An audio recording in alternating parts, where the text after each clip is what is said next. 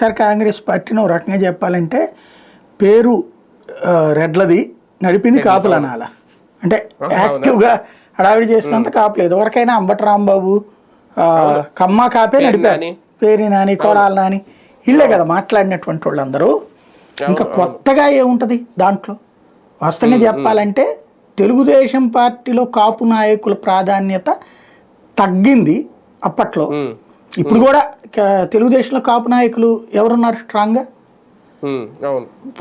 ఉండేటటువంటి ఆ చినరాజప్ప ఎక్కడున్నారో తెలియదు. ఆ గంటా శ్రీనివాసరావుకి ఏం ప్రాధాన్యం ఉంది? అసలు వాళ్ళ మంత్రివర్గంలో కాపు నాయకులకి ప్రాధాన్యం ఉన్నటువంటి మంత్రి ఎవరున్నారు? అసలు మంత్రివర్గంలో కాపులకి వాళ్ళ వైపు నుంచి ఇచ్చినట్లేరు కదా.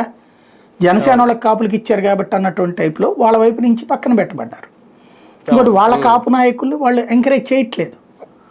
ఇతను ఫ్రమ్ ద బిగినింగ్ వాస్తవంగా బీసీల తర్వాత అత్యధిక ప్రాధాన్యత కాపులకి ఇచ్చుకొచ్చాడు జగన్మోహన్ రెడ్డి. రెడ్ల సంఖ్యను తగ్గించాడు. ఈవెన్ మంత్రివర్గంలో పునర్వ్యవస్థీకరణలో రెడ్ల సంఖ్యను తగ్గించాడు.